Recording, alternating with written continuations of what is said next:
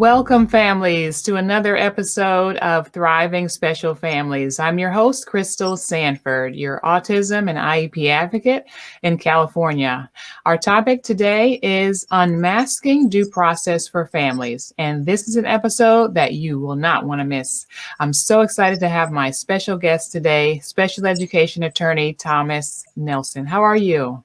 I'm doing well. Thank you, Crystal. Thank you. So glad to have you here today, Thomas. I know that this is an episode that many parents are going to benefit from. Great. Well, I'm happy to share with the community. Awesome. Well, families, if you are listening to us in our podcast, then welcome to the Thriving Special Families family. If you're watching live, we're so happy to have you as well. Feel free to leave your comments and questions, and we'll do our best to answer those towards the end of today. Also note that the information that is shared here is for your informational purposes only. If you have specific medical or legal questions, please do contact a professional for advice in those areas. So again, I'm Crystal Sanford. I'm your host here. I'm an advocate. I'm a special needs parent. I'm a speech pathologist. And what I love doing in this show is sharing good content for special needs parents like myself. And so due process is an area that I feel like parents just don't get enough information about. And so I'm so happy to have Thomas here to share about this topic. Now, Thomas Nelson is a practicing attorney for more than 35 years. Mr. Nelson has had the privilege of representing countless children with varying educational needs. He's a two-time recipient of the Wiley Manuel Award for his cost-free representation of foster children with special needs.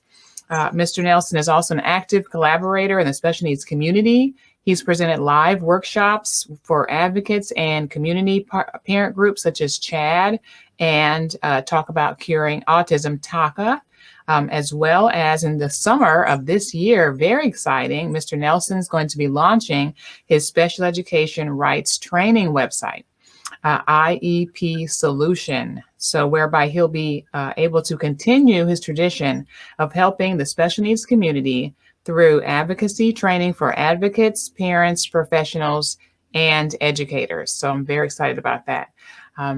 So I had the pleasure of being a guest on the show that Thomas moderates. And so that was a great experience.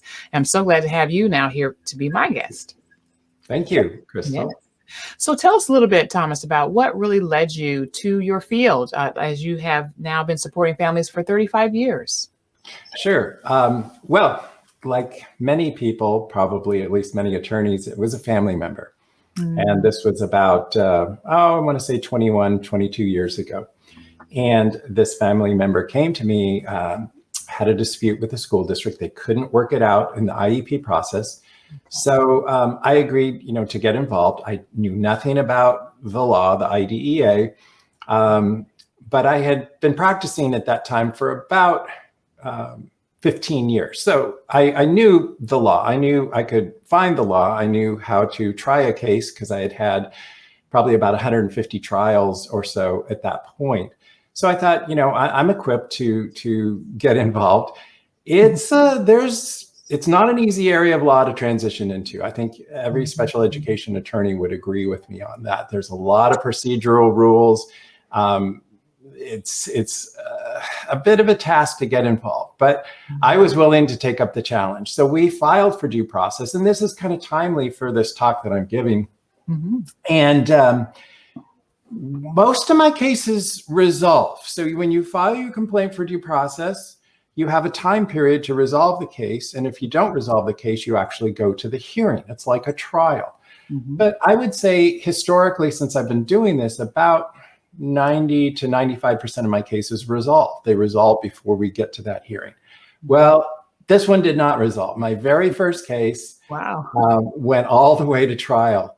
And fortunately, I had a lot of trial experience. I knew how to try a case, to present evidence, examine witnesses, cross-examine witnesses, conclusory arguments, but I had to learn the law very, very quickly. So between the time we filed the complaint and the time we were in due process was about 6 or 7 weeks. So I had a lot to learn in a short period of time. But the good news is we prevailed in the complaint.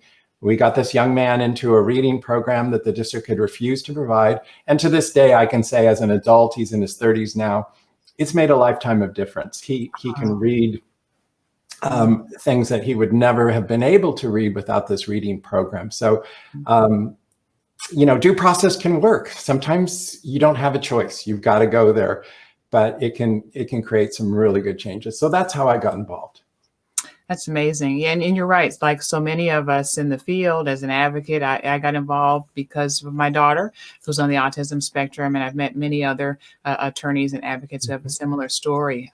And similarly, when it comes to advocacy, that's really interesting that about 90% of the time we're able to make movement at the IEP table as an advocate. And then there is that 10% that I able to or need to then transition over into an attorney because the case is just too contentious or there's no movement, and due process is the next level of addressing the need. And so I'm happy to have attorneys like yourself to be able to refer to. Well, let's kind of, for parents who are just watching us again, you are joining us for another episode of Thriving Special Families. And our topic today is due process and unmasking that, which is a timely word, for our special needs families. So let's dive in. I know that you have some information to share, just beginning to understand what is a due process complaint. Sure. So again, I'm Thomas Nelson. I'm a special education attorney. Just quickly, I wanted to mention, Crystal mentioned IEP Solution. It's going to be launching at the end of the summer, beginning of fall of this year. We're going to have live workshops, boot camps, trainings. There's going to be free videos. And if you want to join the newsletter, you can go on to iepsolution.com, and there's a free sign up, and you'll know when we launch and when the newsletters become available. So I think there's going to be a lot of good information out there for parents. That's awesome. So let me get started with due process. As Crystal mentioned, through the IEP process, she's able to successfully work out maybe 90%, of the issues that come up. And I always tell parents to try to work it out at the IEP level. Find an advocate like Crystal who can help navigate and assist the parent through this process, because a lot of times you can work it out, and that's the best case scenario. You don't want to have to go to due process if you don't have to. Sometimes you don't have a choice, but you try to work it out first. And I always tell parents, if there's some issue that comes up, call that IEP meeting. You write a letter requesting an IEP meeting, and they have to provide that meeting within 30 days of your written request, and give them 24-hour notice that you're going to tape record. And the reason this is so important is you want to discuss this issue with the district, and you want to find out what their response is. So if the parent wants something that they think is appropriate for the child, like an aid or a behavior plan, or maybe a change of placement, you want to air that with the district, give them a chance to resolve it. But what's also important is if the answer is no, if the district disagrees with a request that the parent makes, I, as an attorney, need to know why. If you have that tape recorder, which is your legal right to tape record as long as you give that notice ahead of the meeting, the district will respond with the reasons why they're disagreeing with the parent. And that becomes very important to a lawyer. As a trial lawyer, we need to know what the testimony is going to be ahead of time. You don't want to go into a hearing or a trial not knowing the answer to a question. And sometimes you obviously can't know the answer to every question, but it helps to know the answers to the big questions. So I always tell parents, look, try to work it out, call that IEP meeting, tape record it. And even if you can't work it out, at least get the information. So as a lawyer, I can best prepare the case. I know ahead of time what the district's position, why they're refusing to agree with the parent on a certain issue, and that helps me prepare so I know what direction to go in the due process hearing. So let's assume that you can't work it out through the IEP process, and you need to take action at this point. Well, there's basically two kinds of complaints that can be filed in the state of California. One is called the compliance complaint, and the other is called due process. I know we're talking about due process here today, but I think it's really important to mention the compliance complaint, because that, I think, is something that parents can do on their own. They don't necessarily need an attorney or even an advocate, although that can help the process. But it is more like a letter that you write to the Department of Education, the CDE here in California. And you basically state your concerns, your problems.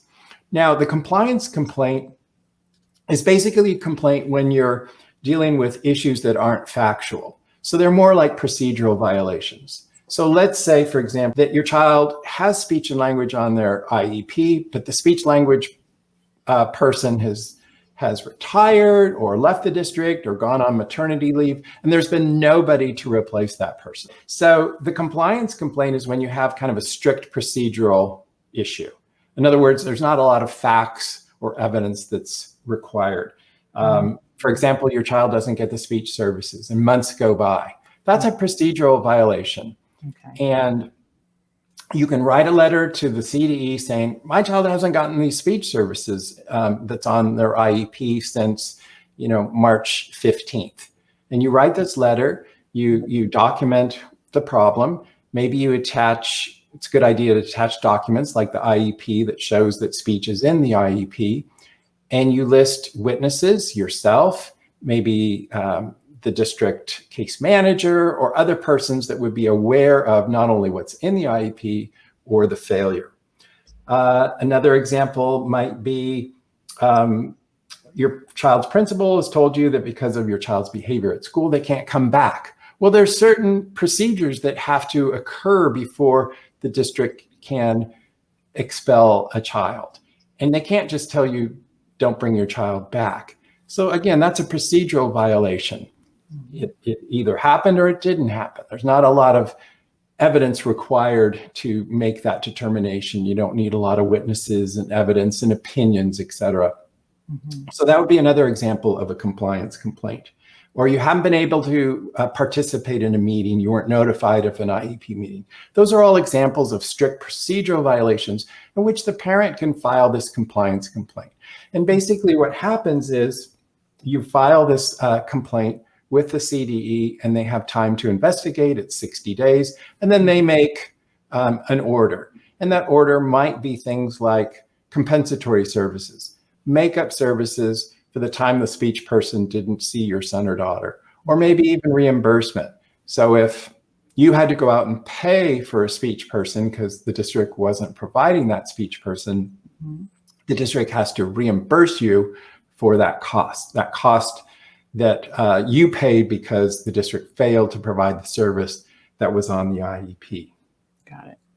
Now let's turn to due process. So how does due process differ? Well, now we're talking about more of an evidentiary type hearing.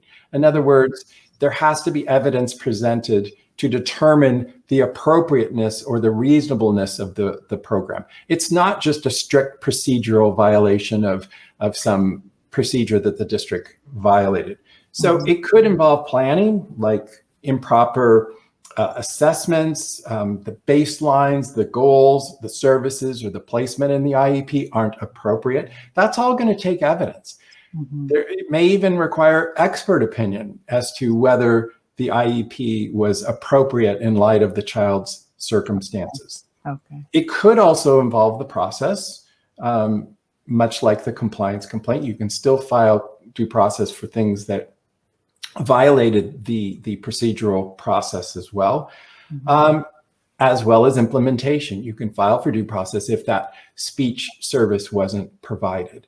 So those are all issues that can be brought up in due process. It's more complex because it is an evidentiary hearing. It's not just writing a letter and the CDE does their own investigation and comes back with a decision in 60 days. Here you actually ultimately have a hearing if things can't be worked out. And you're going to have to present evidence, documents, witnesses, possibly even experts, and the district's going to be doing the same thing. So I already mentioned the procedures for the compliance complaint, 60 days to review the complaint and issue an order. For due process, when you file your complaint, it must be very specific. You have to have the name, residence address of the student, a description of the problems, the disputes or disagreements, and give enough facts to clearly describe the problem with a description of the proposed resolution. In other words, what the district needs to provide in order to resolve the problem. The due process is pretty tough for a parent to go out alone. Sometimes I have parents call me, they've filed for due process on their own, and they've realized they've gotten in over their heads, and they want a lawyer, to step in, which is challenging for me because I didn't necessarily write the complaint. The parent might have, and did they cover all the issues? Did they do it correctly? As a lawyer, speaking for myself, I would prefer to start from scratch because I want to make sure every step along the way was done correctly. So I think for parents, you really probably should at least consult an attorney or an advocate if you're considering going the due process route, because again, it is more complex. There's more procedures that apply. And ultimately, if you don't resolve the case, you're going to be in a hearing, much like a trial where witnesses are going to be presented and examined and cross-examined, documents introduced, and the rules of evidence apply, although they're applied more loosely in this administrative setting, but it is still like a trial. I have a good question here, Tom. Sure, jump in anytime. Someone's asking if this information is applicable for all of the states, which we know IDEA does cover all states, but in regards to the filing of a compliance complaint versus due process, does that apply? Well, you really have to check your states because there's 50 states. And the compliance complaint that I mentioned was according to the Department of Education or the Education Code. So I would assume there's something similar to that in each state, but you would have to look up the rules for filing that complaint in that state. But due process is in the federal law, and it's available anywhere in the country. So you can go to the federal law and it will outline the procedures for due process. So yes, due process can be filed in any state. The same procedures for the due process complaint, the response, the evidence, etc., is going to apply throughout the country. Wonderful. Thanks so much. Sure. So some of the things you have to do when you file for due process is familiarize yourself with the legal standards for services or placement you hope to obtain. Make sure you have all the proof for those legal standards. You have to exchange documents before the hearing. I'm not going to go into all the timelines, but there are many timelines where you have to submit evidence before the hearing so the district and you have a chance to look at those documents and review them before the actual hearing or the trial. You have to list the witnesses that you intend to introduce, as the district has to send you a list of the witnesses they intend to introduce. And I put at the bottom, you oftentimes need an expert because I tell parents, they say, well, I think my child needs more speech services. And I'll say, well, why? And they'll say, because, they're not making the progress I think that they should be making. They could be making more progress.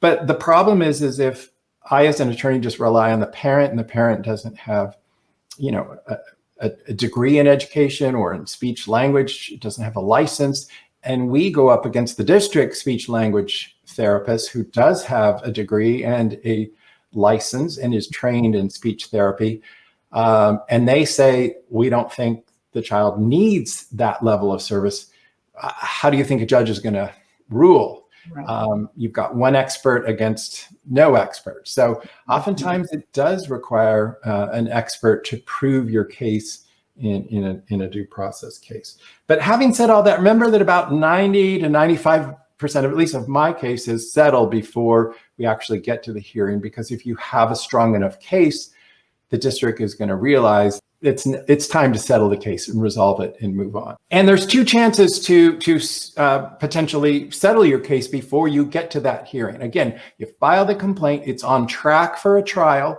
but before that trial, there's a couple chances to resolve the matter short of the due process hearing. One is called the resolution session, and that's pretty much an informal meeting. There's no judge or mediator present. It's just the district sitting down with the parent and the parent's representative, whether it's an advocate, attorney, or both. and you try to resolve the case. It's not a confidential meeting, so it's often really good idea to sign a confidentiality agreement at the meeting. So anything that's said during that meeting cannot be used in a due process hearing. That's a great piece of information. Thanks for sharing that. Sure. There's also the opportunity for a mediation conference. And usually it works this way. You go to the resolution session first. If you don't work it out, then you go to mediation. If you don't work it out, then you go to hearing. But the mediation differs from the resolution session in the sense that you have a third-party judge or attorney from the Office of Administrative Hearings, which is where you filed your due process complaint, present. And that person's role is to be objective and to try to get the parties together to resolve the case. So typically you're sitting down with the district representatives, you, myself, and the mediator. And we talk about our complaint. Maybe the district responds or maybe they don't. And then you, what's called caucus. So we might wait as the mediator meets with the district and talks about our complaint and our remedy. And then maybe that mediator comes back into our room, because we're in separate rooms, and says, the district's not willing to do what you asked for, but they can do such and such. And you kind of go back and forth. But the mediator's role is just that, to be a mediator, to be an intermediator to try to get the parties to come to a resolution. And if you do, you put it in a written agreement and you're basically done. That's an enforceable agreement that can be used just like, a judge's order. I'll just mention quickly stay put. So during this proceeding, after you file for due process, basically the program that's in place at the time the complaint was filed stays in place. So let me give you an example. Let's say that the district wants to move the child to a different setting and the parent disagrees. The district wants to move the child from general education to a special day class. The parent disagrees. Maybe the parent files for due process against the district, or maybe the district even files for due process to try to get the placement changed. But pending that due process hearing and potentially an appeal of that hearing, the child remains in the placement, the services, the IEP that was in place at the time the due process complaint was filed. So they can't change the program just by filing for due process. They have to wait until there's an order agreeing that change should be made. That's called stay put. And that's really powerful, because I've worked with families we've had challenges, and in the meanwhile of working on an IEP and getting a signature, getting some consent, the team has chosen to move a child or make some movement. And exactly what we've said, I've said, this is a situation where the child must stay where they were until the new IEP is consented to. No changes should be made. Yeah. So. Right. Absolutely. Absolutely. And sometimes we actually have to file a stay put motion because the district proceeds to make a move or a change that they shouldn't. So we have to file a motion saying, child must remain in their current placement, put them back or move it back to what it was. And more often than not, the hearing office will agree with us and make an order, in that period between the complaint and the hearing. Okay.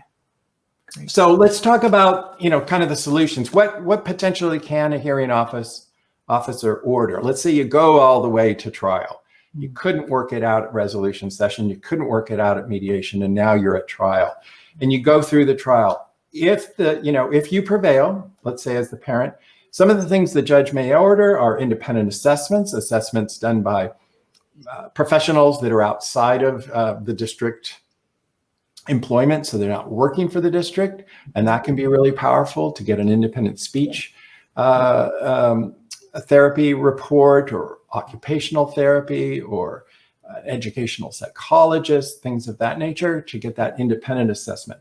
It could be compensatory education, which basically is makeup services. So if you didn't get that speech service, maybe the judge will order makeup speech, and that's private speech therapy paid for by the district, maybe after school or during breaks or during the summer, not in lieu of the district's program, but in addition to it.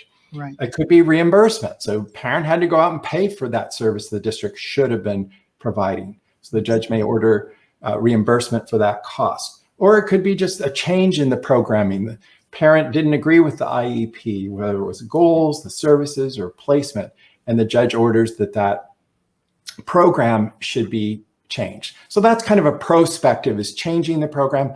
Going back, retrospective is how do we make up for the loss that already occurred up to the point of the complaint. And again, that could be the comp ed, the compensatory education, the reimbursement, and the assessments. Awesome. Almost done. If you're successful at due process and you're represented by an attorney, the attorney's fees and costs of pursuing the case may have to be paid for by the district. It's called fee shifting, prevailing party status, and that's a real powerful tool. It's powerful because a lot of times, parents come to me and they say, well, I don't know if I want to file for due process. And I say, well, did you try to work it out? Yeah, we tried to work it out. Couldn't work it out. So the line has been drawn in the sand. And they say, I don't know, maybe it'll hurt the relationship with the district. I hate to be a litigator, litigate this matter. And I say, well, I understand that. Nobody has a crystal ball to say whether the relationship will be better or worse. But I said, in my experience, oftentimes it's better, because sometimes the decisions that are made by the administration of the school district, not the personnel that you may be dealing with in the IEP meeting, the teacher, for example, or the case manager. So by prevailing in due process, sometimes it actually helps the teacher. If the teacher gets more support in the classroom, they're going to be happy. I mean, secretly, maybe they wanted the parent to prevail to get more support and more help when the district was refusing to add that aid in the classroom or that behavior plan or so on and so forth. Also in due process, we're dealing, as a lawyer, I'm dealing with the opposing lawyer and maybe the district's director of special education. I'm not dealing with all those people that you deal with in the IEP team and all those personalities, and maybe the relationship's been sort of poisoned over time because of disputes and disagreements and so on and so forth. When I file for due process, none of that really comes into play. We're looking at the law, we're looking at it objectively, and for every hour that I spend working on the case, potentially that's an hour the district has to pay, because if we prevail, I'm going to be submitting my attorney's fees to the district. So there's a lot of incentive for the district to get in and get out. As I mentioned before, most of my cases settle within 4 weeks of filing the complaint, because the district realizes, they're going to lose this issue, and they don't want to spend a lot of money on me or their own lawyer when they can resolve it, get out quickly. So I think, I tell parents that if you don't get that movement, you tried to call the IEP meeting, but you can't just keep going through the IEP process if it's not leading anywhere. Right. And often due process is the procedure that can really help initiate that change. So that concludes my presentation. If you have some questions, I would be happy to answer them. Perfect. Yes, we do actually. Here's a question here. What about districts ignoring stay put, as you mentioned, stay put, and citing COVID as a reason for that? Well, that gets a little bit tricky, because although there were no waivers by the Department of Education for the COVID period, there's no waivers of special education, the laws still apply. It is a little bit tweaked in the sense of, as is possible. So for example, when schools closed, the IEP may say, in-person services, but the district obviously couldn't do that. We had to go to a virtual program because schools were forced to close. So you can see that it's a little bit nuanced in terms of what was available, what could be done. So for example, if speech was on the child's IEP and the district said, well, we're just not going to provide it, COVID, sorry. Well, wait a minute, you could provide it virtually. Yes. Even though schools were closed, there are means of providing services through a virtual program. So it didn't give them a pass for, the IEP or the programming that was included in the IEP. True, they may have had to do it in a different format, but they still had to do it. So if that child had speech on their IEP, I would say, certainly they could have done it virtually. And there's no reason for them not to have provided exactly the service hours that were on the child's IEP. Now, there was a time period, where March, when everything shut down and they couldn't just pick up a virtual program in 2 weeks. I mean, it took time to get up and running in terms of a system for virtual learning. But, within 3 months, 4 months or so, districts all over the place had virtual programs going up. So, if the district we're talking about didn't have a program going, I would venture to say why. Another thing I want to mention too is the Department of Education did say that if there's been, regression because of COVID, even if it was through no fault of the district, the IEP team should discuss it.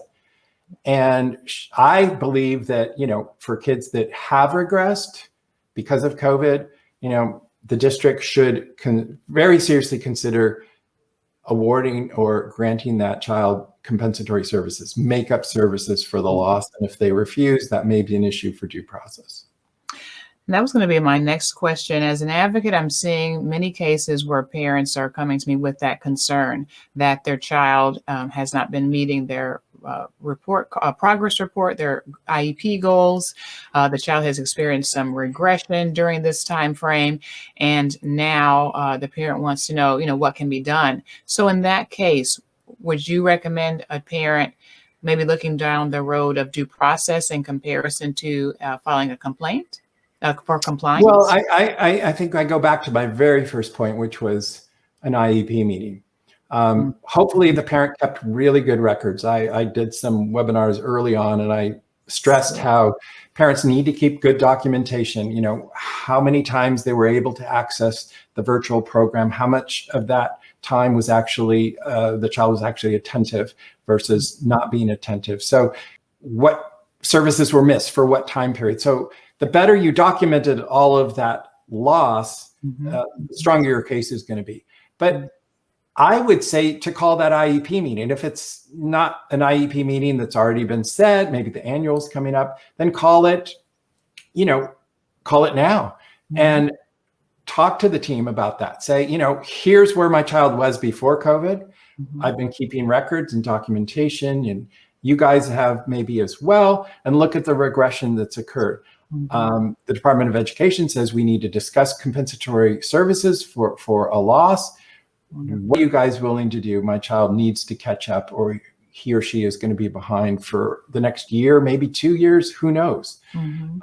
And record that meeting, flesh it out, see what the district says. If they refuse, why are they refusing? Do they disagree that the child's regressed, or is it just that they don't think they owe that compensatory education? What is the reason or reasons? Then once that occurs, you consider due process. It's probably not going to be a compliance complaint if it's not a strict procedural issue. If you're talking about missed speech services, for example, yes, you can potentially get that. But if you're talking about, your child not being able to access the virtual program, you can see that it's going to be more evidentiary. Right. It could be having to prove that loss, et cetera. So it's probably going to be maybe a little more a due process complaint than a compliance complaint, unless it's a strict, procedural violation. This is great to know. I could see myself, because this is exactly what we have done in several cases, having that meeting. Teams are, and we're talking about with teams, giving some documentation, responding to us why they agree or disagree. And then I can see myself easily turning that over to you, possibly, or attorneys like yourself for a due process complaint. We have another question, and we could probably be here all day. I tell you, this is a really hot topic. Question, also near and dear to my heart, that we even talked about before today. In medical exemptions for masks, now that schools are reopening, there are our children who have high needs who may not be able to wear a mask. So in this question, now that schools have reopened and some students are medically exempt from wearing a mask, and a district still won't include them in the classroom with their peers and provide FAPE, is this something to go to due process for? I'll just say that this is an issue that's come to my office, and there have been situations where the district has not even agreed to talk about it. Wow. And this is what you get, and that's it. I mean, I would say that one of the fundamental principles in the law is each IEP has to be individualized for the needs of the child. Definitely. And so you got to determine what those needs are.